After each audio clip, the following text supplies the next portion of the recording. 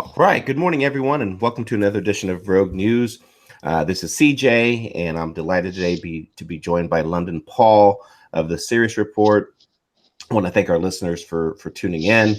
Just real quick, also please make sure to visit our sponsors, My CBD Edibles, RemainCalm.net, also the Crypto School. Go listen to the show they did yesterday if you've missed it.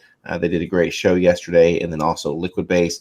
But there's lots to talk about today, and anxious to start the conversation. So, London Paul, good morning. How are you, sir? Yeah, I'm very well. Good morning to you, CJ. And how are you? I'm doing great, Paul. The news cycle, tons of information's coming out. One of the things, Paul, that really caught my eye was a little bit of Trump. I'm going to say probably going a little bit more on the offensive, and that specifically has to do with the administration revoking the top security clearance of John Brennan. Yeah, I think I've personally got this viewpoint with regards to the whole idea of security clearance. I mean, this is only my personal opinion. I think when people cease to be a CIA director or whatever, some prominent position, their security clearance should automatically be revoked. Why do they need to have security clearance when they're not fulfilling the function of that role? I find that quite surprising that it requires it, and probably what's deemed as an unprecedented action for Trump to revoke the security clearance of Brennan, who we know has been a harsh critic in social media of the president, and obviously is targeting others who've disagreed with his administration. Also, Trump is, and he said Brennan's lying and recent conduct, characterized by increased frenzied commentary, is wholly inconsistent with access to the nation's most closely held secrets and facilities, the very aim of our adversaries, which is to sow division and chaos. That's what Sarah Huckabee Sanders came out with, reading obviously a statement from Trump. Now, yeah, I think it is an unprecedented move on one level, but to be honest, for me, it seems in common sense. I think it should be the case that it becomes the norm and is not a precedent. I don't see any reason why. Okay, I don't understand all the machinations of how the US administration works. But I think what's also telling is that not only is the context of assessing it from Brennan's perspective, but they're also evaluating clearances for Comey.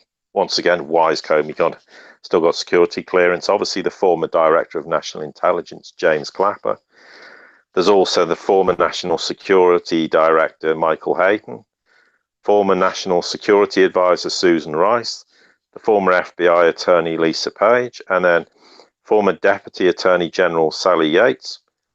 It also says, this is incredible, but I thought if once Peter Strzok was fired, he would automatically have his security clearance revoked. So maybe that's just a kind of in the chronology of events, the idea they were evaluating his clearance, and that's why he was listed. But also, there's the former deputy director, Andrew McKay, whose security clearance was deactivated after he was fired. So yeah, clearly on that basis, therefore Strzok will automatically have his security clearance revoked. But the question is, why are all these people still have security clearance? What is the purpose of it? Because I think it's hugely unhelpful to any administration. Forget whether it's Obama administration, the Bush administration, or the Trump administration. I don't see why former anybodies should have any access to security sensitive material. I don't see there's any benefit and any requirement for it. So I think it's people will say it's a bold move by Trump, but I think it's a very intelligent move. Of course, it's not going to stop Brennan probably attacking Trump on social media.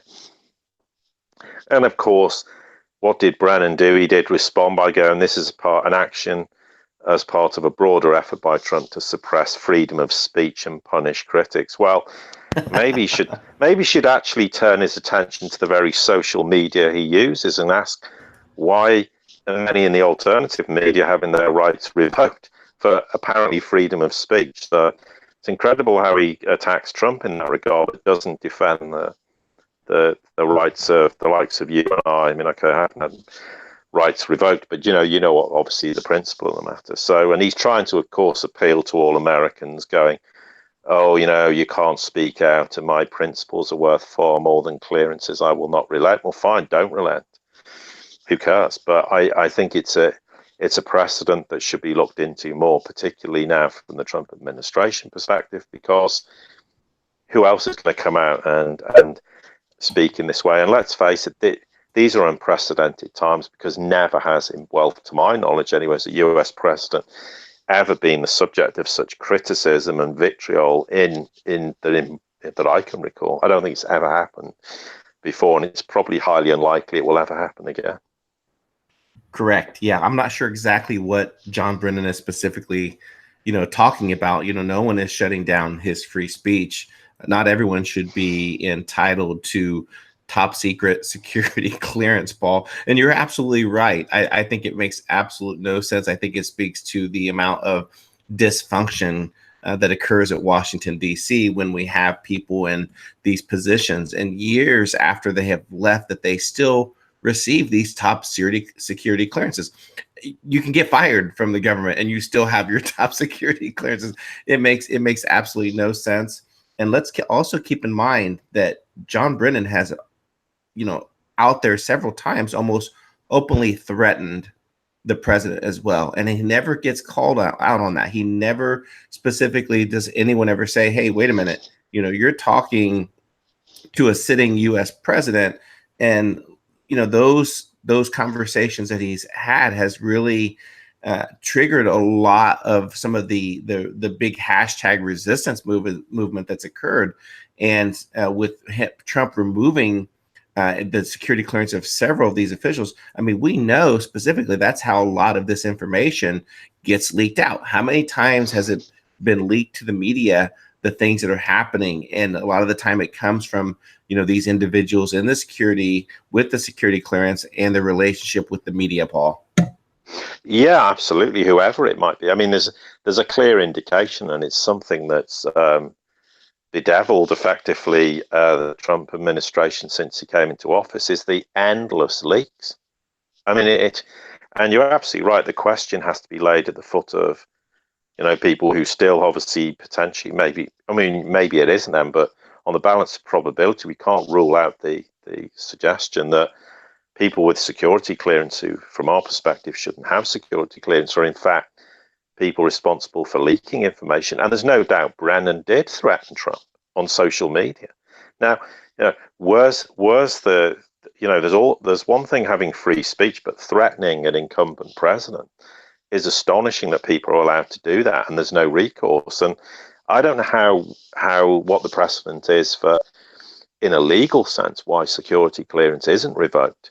I don't know what laws that are being passed, or is it just something that is, rather than actually a law stating it should happen, by the fact there isn't, implicitly, it states therefore they retain security clearance. But I think there needs to be legislation put in place that says when you finish your term in any capacity, whether you're a junior in the FBI, whether you're a director, whether you're in the CIA, whether you're in whatever government security clearance level you have, that you have your security clearance revoked, and if you subsequently leak any information or you leak prior security information, then there needs to be a legal precedent that says, hang on, is this not a criminal offence? And depending on the severity of the information leak, does it become an offence that's treasonable? Because, certainly from if you work in the military in the UK and you sign the Official Secrets Act, if you subsequently go and leak information, they're going to come after you and prosecute you and put you in prison for a very long time, because obviously that's a threat to national security. And if you keep allowing people to have security clearance and have the information, obviously if they depends what they do with it. And if they do nothing, all well and good. But if they use it for nefarious reasons, which is entirely possible, and we're not saying anyone's done that specifically because we don't know, but you minimize the risk to national security by not allowing ex-disgruntled whoever's the access to that material, and therefore, as you say, there's some evidence to suggest that they're complicit to some degree in the leakages that of just being prevalent in the Trump administration since the day of the inauguration, quite literally. Yeah, and let's continue the conversation a little bit around some of the true things that are happening in regards to silencing some of the counter perspectives, some of the counter views that's occurring. Paul, we're learning overnight last night that Stefan Molyneux, who has been very much on a global scale influencing some of the course of nationalism, that last night Stefan tweeted out that he received 2 community strikes on YouTube and is 1 strike away from shutting down his YouTube channel. And this all occurred within the past 24 hours. Paul, there's a concentrated effort here to control the narrative, to eliminate any counter perspective of views in regards to what's happening. And it's very alarming that we're witnessing this, Paul. Yeah, absolutely. And it's part of the reason why we had the kind of round table discussion with X22 and SGT, because we made the point that you have to now start to look at alternative platforms and have your own platform, because the risk is, if you solely have everything on YouTube, you can, in the blink of an eye, you can lose all your videos. Lose all your, however large it is. I mean, in Molyneux's case, he says hundreds of thousands of subscribers. You can lose them all in the blink of an eye. I mean, at least from our perspective, because we don't have a YouTube presence, because they demonetized us within minutes. We have a user. We know all our users because they register it, so we fully aware of them, and no one can just delete all our content because we have it on a platform, but we also have everything backed up. So if everything went down, it'd be a painstaking job, but we can easily put everything back online. And that's a way of protecting ourselves. But the problem is, if you're at the mercy of traditional social media platforms, and increasing, you're absolutely right, if you veer away from the official narrative, so to speak, then you're now becoming a target. And it is about suppressing, we talk about not suppressing free speech, but I mean, it's becoming very, very debatable when the term violating community standards are used. In the context of free speech and obviously what is actually discussed. And the SGT was one example.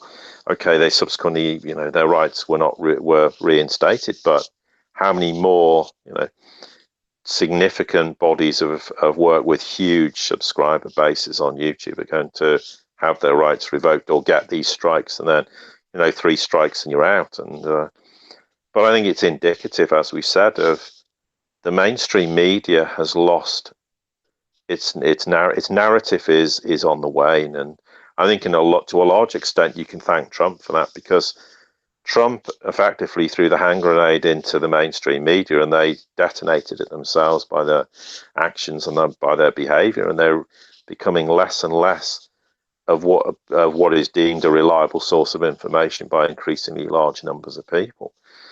I mean, yes, there are problems also with the alternative media. It's not all perfect, but there's certainly a lot of solid information out there which is giving people the correct perspective on what's going on. And yeah, they're desperate now to shut it down, because it's the old saying of every day there's more and more people waking up to the reality of what's going on. And that's a danger to them. I mean, they think that, oh, well, we can contain Trump and his capability, but they can't control and contain 350 or whatever million American people. And increasingly more and more people are waking up to the reality. And there comes a point where it's a critical mass.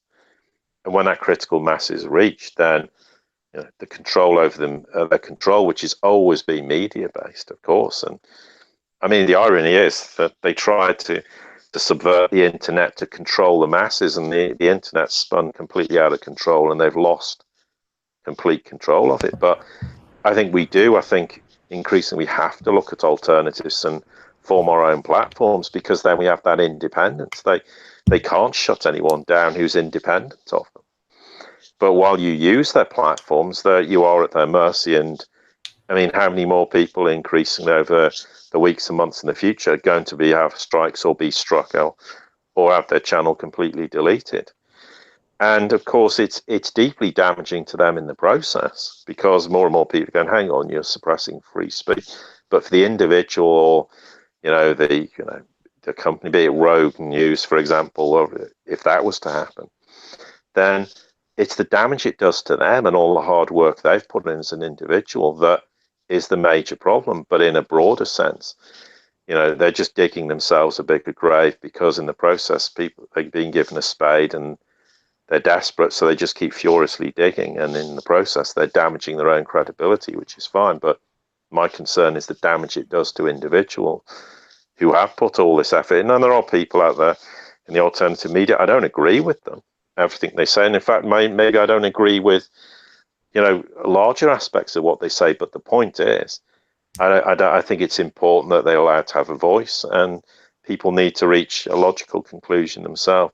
I mean, obviously, if they're grossly offensive, then there are some guidelines you have to observe. But from my perspective, if there's people out there I totally disagree with, I just ignore them. I just don't bother paying attention to them and move on. But yeah, it's becoming a bit of a dangerous precedent, because day by day and week by week, they're certainly looking to suppress the narrative. But of course, we know why, because they're in collapse and in free fall, and the dam's virtually broken for the mainstream media, and increasingly it'll only get the chasm between their capability to influence and the influence of the alternative media is growing exponentially over weeks and months, really in that sort of compressed timescale. Yeah, it's one of those things, Paul, and think about it in terms of the next major false flag event, where traditionally we have several different perspectives, several different alt news that came out and to discuss those things. And I'm not saying that every event, everything that happens is a false flag event, but it's very alarming to watch this, because it is the control of the information, and specifically, why are they targeting this now? What are they preparing for? The deep state players that all have a terrible habit sometimes, Paul, of almost telegraphing things that have happened, that are happening or going to happen, and so that's a concern. I know that also recently there was a FBI warning that came out stating that all potential that a virus is going to be in all ATMs across the world, and if ATMs run out of money and they shut down, this is why. Yeah, I mean, well, there can be a number of reasons for that. They can be, they want to launch some sort of cyber attack and blame it on the Iranians, for example. I mean, or if things go sour with the North Koreans, they'll blame the North Koreans. Or alternatively, it could be that there's a starting to recognize the fact that global financial systems are getting, whilst they publicly will never admit it, but the financial system's beginning to creak quite badly. And the risk is, if I mean, we're not saying this is going to happen, but in a scenario where everything collapses, then ATMs will cease to work, and they'll want people to believe that, oh, well, if that happens, it's because of a cyber attack, not that the financial systems collapse. So there can be various reasons why they'll make these announcements, but you're absolutely right. There is a precedent of telegraphing false flag events, but I have to be honest, I would, without tempting fate, I'd be very surprised from the US perspective if something of that magnitude happens, because you would think that Trump himself would jump on it like a ton of bricks, go, hang on, what the hell's going on?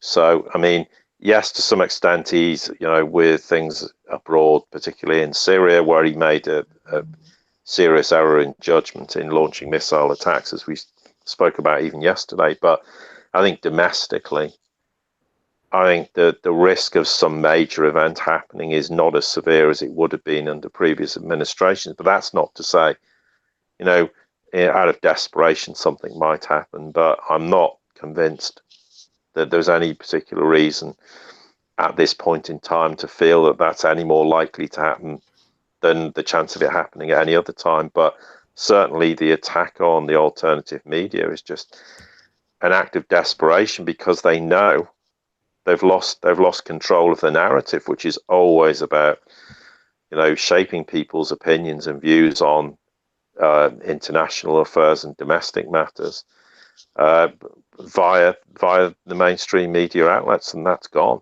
And Trump is a huge catalyst for why that's happened, because he has gone for the jugular. He coined the term fake news, and which is absolutely true, as everyone who listens to this and in a far wider context understands. But yeah, we have to be a little bit careful when we hear comments coming out. But to be fair, there was a lot of rumblings in the past about which suggested, there might have been some false flag attack in the Persian Gulf they blame on Iran. Well, that never came to pass. So there's overtures and threatening comments made, but as I say, I don't want to tempt fate, because you can never say never. But their ability to pull that off is diminishing over a long period of time. Particularly from the US perspective since Trump came into office. But we can never rule it out, and it would be foolish to do that.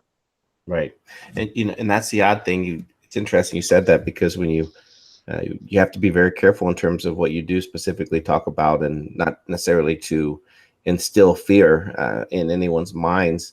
But that's exactly what currently, like, the media is doing. I saw an article, Paul, that came up that said U.S. official warns at the next UN meeting that Russians have cyberware and are going to be hacking everyone's computer there. That's exactly what they're doing time and time again. And it's so laughable to hear them come out with these crazy stories like that, Paul.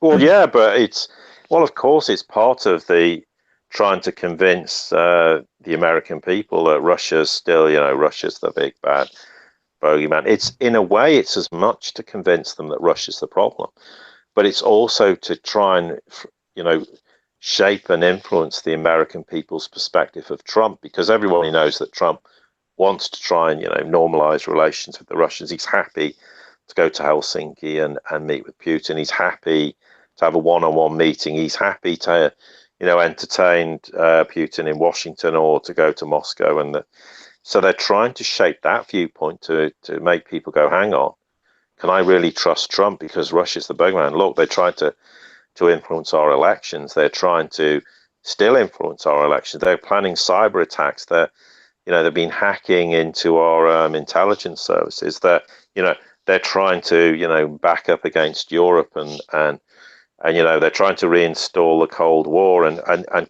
so it's as much for that, because they're hoping in some way that people will start to question Trump's credibility and whether they believe in him because of this Russian narrative. But we know largely a lot of people are now going, hang on, I just don't buy the Russian narrative. And so it's backfiring on them in a way, but they'll keep pushing that agenda for that reason also. Yeah, absolutely. Absolutely. Let's switch gears a little bit, and let's talk a little bit what's happening in Sweden. Obviously, there's been a lot of news coming out in regards to these localized riots, cars set on fire. But apparently it looks like that Sweden faces a historic election upset coming up, Paul. Yeah, it's worth sort of taking a slight backward step in this. It was probably back in 2013 or 2014, it was said to me that, apart from, attempted regime change in places like Libya and Syria and the so-called Arab Spring, for want of a better word, which was anything but that. But the purpose, apart from, trying to install puppet governments into these countries, it was also they wanted to create a refugee crisis so they could flood Europe with refugees. Now, I thought at the time, hang on, this sounds a little bit not necessarily implausible, but it sounds quite incredible. But of course, that's exactly what's happened. So this was telegraphed a long time ago that this was in the making, and it was a very credible threat. And Sweden's one nation that's faced this. We haven't really talked about Sweden particularly, but it has a huge problem. There's lots of ghettos, there's lots of no-go areas, there's huge crimes. And some pretty despicable crimes that are being committed, not just in terms of criminal damage, but there's been women assaulted and raped, and God knows what else has happened. It's absolutely despicable. And of course, Sweden's population is about 10 million, and they've took in 600,000 refugees over the past 5 years. That's a 6% of their actual population. I mean, that shows just how huge the refugee influx is. Now, once again, my viewpoint is I don't have a problem with immigration, provided it's in keeping with what a country is capable of taking in, and providing the people are law abiding and they integrate into those countries. And that's not to say that most people do that, but of course, what is also becoming very, very clear is within these refugees, they're bringing sleeper cells in in terms of terrorist attack, they're bringing in people whose sole objective is to cause these huge explosion of violence all around Swedish cities. In this example, they said, maybe there's armed mass men hurling explosives around car parks, etc. I mean, some of it we have to be careful exactly what's going on, but there's been this deplorable violence that's unfolding. But Sweden's a particularly bad example of this. It's not unique by any stretch of the imagination. I mean, we know personally in Germany there's been problems, and in a lot of German cities now, there's people are very fearful of going out at night because of the risk of this kind of violence.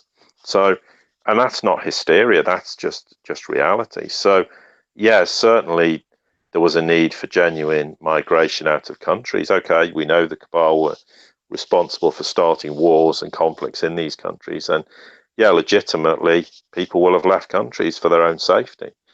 But the problem is that in the process, they've just, as we said, smuggled in people whose sole objective is to cause mayhem and chaos in these nations. But now, of course, in terms of Sweden, there's an interesting perspective, because they've got an election coming up in early September. And there's a party called the Sweden Democrats, and the country's media have branded them as racist and Nazis because apparently they one of their main focuses is anti-immigration and strong Euroscepticism. Well, we know this is pretty commonplace across Europe. Hungary's another great example with Orban in that regard. Now, there's a poll that's just been recently conducted that indicates that they're trying to say, these Sweden Democrats have fallen from being topping 3 previous polls. And you have to question, is that to try and make people think that, we shouldn't vote for them? And is it subverting polls? We don't know, but certainly there's been an indication of that. But the question is, of course, is there a possibility that when this election happens, that, this kind of, they've been dubbed Sweden First platform, which trying to compare, when Trump said America first, and they've had all these accusations that they're forcing assimilation into Swedish culture for people to become citizens. That it's all the sort of standard rhetoric that's come out, but the question is, will they actually become elected? And if they do, what does that mean for the future of Sweden? And this is the thing for me. We always have this problem in the world where everything's perceived as black and white. It's always, whereas the reality is it's myriads of shades of grey in the middle. And no, I'm not convinced that they'll actually win the election necessarily. Okay, they might do, but the problem is a lot of the appeal where people will go to extremes of political persuasion. I'm not saying they're an extremist party, but the view is people will start to take that viewpoint is because of the ongoing major problems that Sweden's experiencing. And if they do get elected, then what's going to be the outcome in that regard? Because clearly there's going to be a huge precedent in terms of immigration, and how do you handle that situation? Because you've already got a problem, and if you don't handle it sensitively, you're just going to aggravate the problem. And then there's the flip side to it, is that there's perfectly legitimate number of law-abiding immigrants in countries who are just there to get away from the trouble, and they get sucked into problems that's nothing to do with them either. So, but yeah, I think undoubtedly many people in Sweden in this example say immigration has gone too far, and I think that's absolutely true. I think the numbers are ridiculously high, for a country of a small population like that. And of course, it remains to be seen, what's going to happen in the election. But clearly, Sweden has massive problems, and there's no doubt, as much as there might be immigrants who come into countries who are, fomenting this kind of terror, the bigger concern is that there's not terror cells that are being indirectly allowed into nations like Sweden across all of Europe, and at some point they all become active, and we have major terrorist threats across Europe in the process. I'm not saying that's definitely going to happen, but there is a huge risk that could happen, and I suspect there is a big risk of that being the case, and I think nations need to start waking up to the reality of what's happening. But I think it'll probably become more of a problem before it gets better. But this is undoubtedly, and why I've said for a long time that Europe's going to be reshaped, why you're going to see the integration of of Europe into Russia. And I think you'll undoubtedly see in the future that the Russian military will play a huge part in cleaning up the mess that people like Merkel have created in Europe by allowing just carte blanche, allowing any immigrants to come into nations without checking their background. I mean, we found people come in who have been tracked and surveilled by intelligence services in these countries, and people have just either turned a blind eye or through crass ignorance and stupidity, they've got into the country. But I think Russia will play a big part, and it's part of the reason why Russia will ultimately, their military will integrate into Europe, and it's part of the big change, because ultimately it will be. I mean, Russia did a great job in Syria, which is an extreme example of it, given it was, a full-blown war. But I think undoubtedly you'll see the Russians helping to clear a huge mess up caused by people like Merkel, who has to bear a huge responsibility for the immigration policy in the Eurozone in general. Yeah, the other odd thing, Paul, when you think of this is like looking at the EU, even here in the United States, is that they call this like a nationalist, movement that's occurring, right? But a lot of the actions that the things that have been committed, with the immigration, the policies that have been forced down us is what created that rise. People will only tolerate so much to a certain level, whether it's an overreaching federal government, whether it's immigration and transforming people's lives. The globalists and the controllers brought this upon themselves with these immigration policies, and so to watch this occurring, and again with the mass immigration, you're absolutely right. Who knows who's coming across, whether it's terrorists, and to watch Russia be able to pivot and maneuver, just really been masterful work, and it's going to be very interesting to see the next several years of what happens with Europe and the EU, and as they continue with the different trade and everything. It's just very interesting to watch this over the last several years. I mean, it's been transformed literally. I mean, who would have guessed to see these things happening, Paul?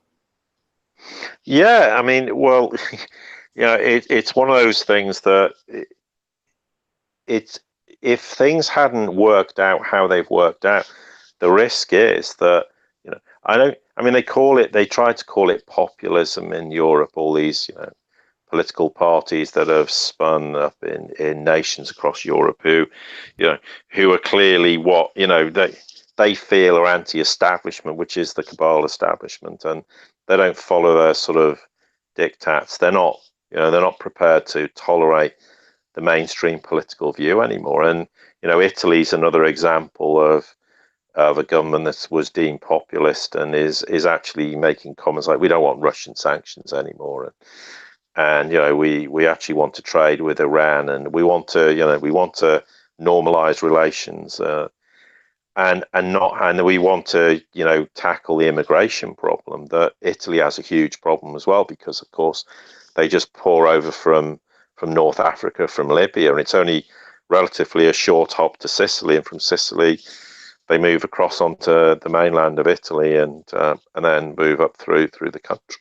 So yeah, it is a big problem, and it's going to need a huge response to deal with this, because the other problem is, as much as my concern as well is that we don't get innocent people who are immigrants in countries getting caught in the crossfire when people get really angry because certain events or certain things happen. We have to guard against that as well. So it's a multifaceted problem that needs to be addressed, but I think ultimately it will get addressed. But the question is how many problems are going to happen before it does get addressed. But certainly the immigration policy is being deeply damaging for Merkel, and one of the reasons why she's hanging on by a thread in Germany now, and is desperately trying to find someone globally to latch onto to try and save some face and credibility and try and restore our image. But the damage is beyond repair in our own nation, and her coalition is extremely weak. And this principally came about again because the populist viewpoint starts to go, well, actually, we're going to vote for the AfD, and they have a more Eurosceptic immigration policies. But I think we have to also be careful. Just because people have concerns about immigration doesn't make them racist. I mean, it's ridiculous. Yeah, I mean, and then there's this idea that somehow, it's only the sort of indigenous white people who support these political viewpoints, and therefore it makes it racist. No, I think that's just very ignorant of the reality that there's plenty of people of all ethnic backgrounds who have serious concerns about immigration that's happened all over the world. I mean, and the US is a great example. Undocumented immigration is a problem, and Trump's right in saying we need to deal with this. And if there's a legitimate reason for people to migrate into countries, and they're genuinely peaceful people who want a better life, but they're prepared to adopt the culture of countries and abide by the rules and regulations, that's not a problem, and no one should ever have a problem with that.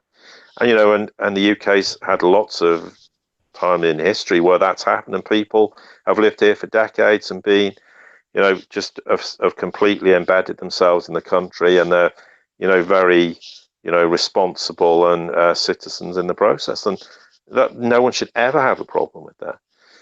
I mean, and there's a world of difference between being nationalistic and being blatantly outright racist and despising anyone and anyone who doesn't fit a certain viewpoint that you have. But it's very easy to tarnish anybody who's calling them Nazis just because they may be nationalistic. I mean, but then that's how they steer the narrative. They want people to, because they're terrified that these political parties and entities are going to subvert the narrative that says, do you know what, we need to start thinking seriously about the implications of what this kind of policy is doing to our country, whatever it might be. It doesn't have to be immigration, it can be anything. And of course, again, as much as they want to shut down the alternative media narrative, they're desperate to shut down people's perspective of these political parties. And so they'll brand them with anything that sounds sensationalistic to try and switch people off, because there is going to be people who go, well, I might agree with this, but I don't want to follow them because people will brand me, whatever in the process. So that's all part of the subversion attempt. But certainly there's a huge groundswell of political parties and people across Europe who've said, enough's enough. There needs to be political change, and in many guises, not just in terms of immigration, but also the need for countries to restore their sovereignty and to have control over their governance, rather than it being a diktat from Brussels. And of course, eventually Brussels will collapse, and the integration of Europe into Russia and all these changes are happening. And it's something I first spoke about a long time ago, and people said that will never happen. Well, it's now happening, because this is the whole point of this paradigm shift. There are going to be huge changes that no one would have comprehended were possible, but they're coming about on a sort of weekly, monthly basis now. Correct.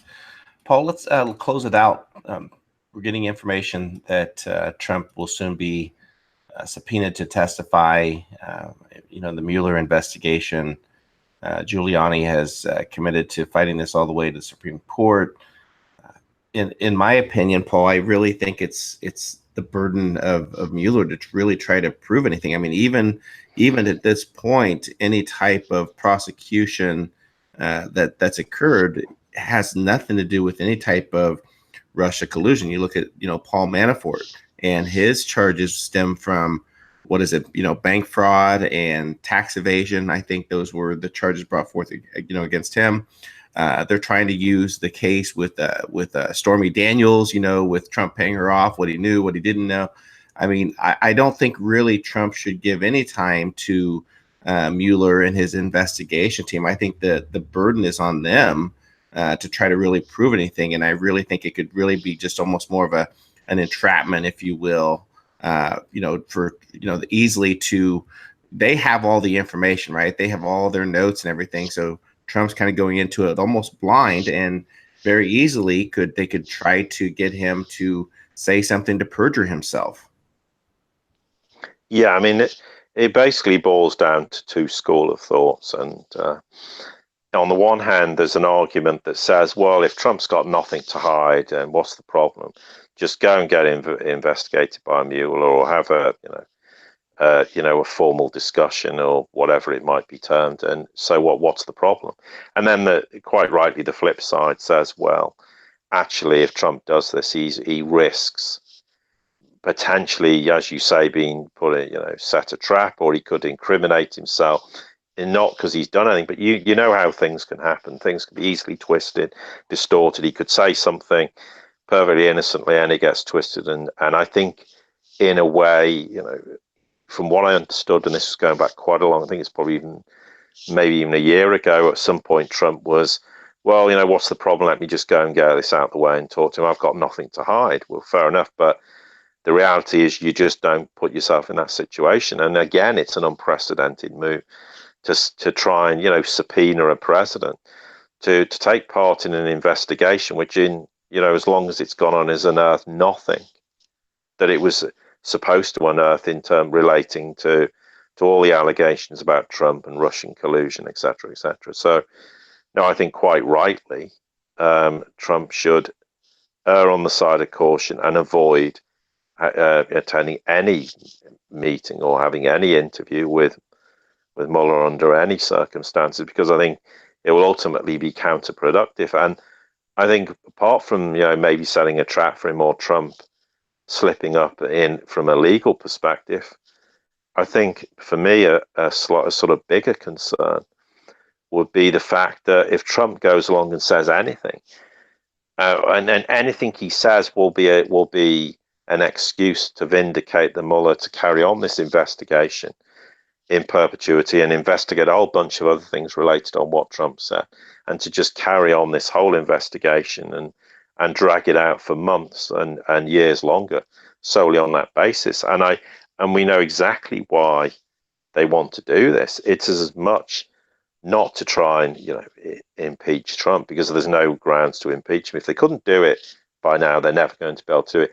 It's as much to suppress his capability to normalize relations with Russia, because geopolitically that would be a seismic change globally, and it would change things dramatically for many, many reasons, over and above just normalizing relation. I mean, that's one aspect I think that's pretty crucially important as to why they don't want to. But secondly, of course, the question is that if the investigation folds, then it's the credibility damage it does to those who have allowed this investigation to ever come about. And then I think it would allow old investigations to be reopened a lot easier, and would say, well, hang on, let's look at the role of the Democrats, let's look at the role of the DNC, let's look at the role of Clinton with regards to Russia, and let's reopen the whole email server investigation from scratch, as we said previously. But yeah, the risk is they're going to have to keep the Trump sort of legal team are going to have to keep bashing back at this and to fend off a subpoena. And they said it could end up going all the way to the Supreme Court. And I think it is, the risk is that's exactly what might end up happening. But the question is, how far is Mueller prepared to go? Because if it's a bluff game from his perspective, how far are you prepared to push this bluff?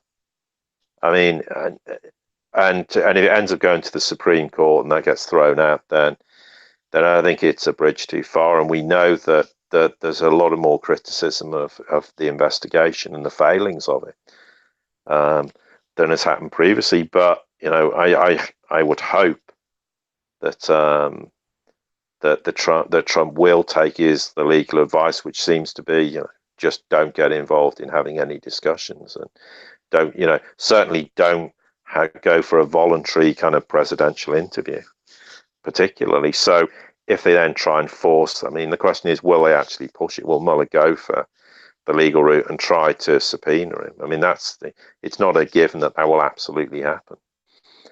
But I think it would be detrimental to Trump to go for a sort of voluntary interview, because I think there's no doubt Mueller's had long enough to cook up what he needs to say to try, and if that's exactly what he's trying to do, and trip up Trump in the process. And with all due respect, I mean, given he's the president, given the magnitude and gravity of this situation, it's very easy for Trump to inadvertently say something that doesn't actually mean what he says, but becomes a major problem further down the track, and then potentially causes further headaches for him as the president, but also just allows this whole debacle to carry on and on and on. And it comes back to the point, I mean, if Trump was the focus of the investigation, why has Mueller waited all this time to actually consider wanting to interview him? I mean, by all accounts, I think I first became aware of it at least probably 6 months ago or so, that at least that Mueller was looking even then at subpoenaing Trump to appear before a grand jury if Trump declined the interview. Now, the question is, so why has he waited all this time to do this? I think the truth is he's banking on Trump folding and going, oh, let's just get this interview out of the way. I don't think he's really necessarily going to have the stomach to go for a subpoena and watch all that play out in public, where it potentially ends up going all the way to the Supreme Court to get a resolution on this. Yeah, I completely agree. I agree. Paul, closing thoughts, and then also please share how our listeners can learn more about you and your wonderful work at the Series Report, please. Well, closing thoughts, just every day. So there's always plenty of interesting developments, and we sort of scrape the surface and pick a few points of interest, but I mean it's just an ever unfolding story that's and there's going to be lots of swings and turns and roundabouts in different directions we'll move in, but there's never a shortage of interesting global developments as well. I mean, yeah, we've tended to we focused on Europe to some extent and the US today, but globally there are enormous changes that get very little press. In fact, often they're hardly even discussed, but there's seismic changes in terms of the perspective of what's happening in terms of Eurasia and Europe and the rest of the world.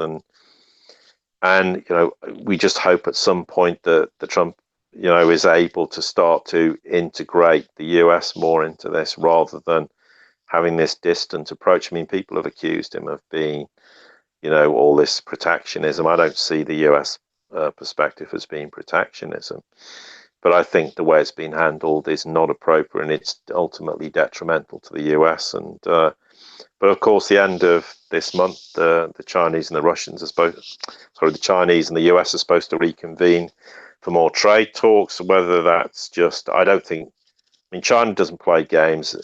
If there was no substance to this, they wouldn't entertain it. So hopefully that's a way of starting to resolve these problems before they become completely out of hand. But and in terms of us, yes, it's the SiriusReport.com, SIRRUS, all the usual caveats. Yeah, we have the Twitter account, and we obviously have our subscription-based service, which is on the front page. And we like people to subscribe because we discuss a huge amount of detail and in great depth what we don't obviously cover on topics on here, and that's where you get the sort of the nitty-gritty information. And we tend to talk in high-level terms on things on the shows, but that's where we cover other topics in greater detail. And as ever, it's a pleasure to be on, and hopefully I've sort of filled the void that V in his vacation has created. Absolutely, absolutely. And Paul, thank you so much for joining today. We really appreciate it. I know our audience loves having you on. So please make sure to like, share, subscribe, and appreciate everyone tuning in today. This is CJ in London and Paul with the Serious Report, and we're signing out. Take care, everyone. Be safe.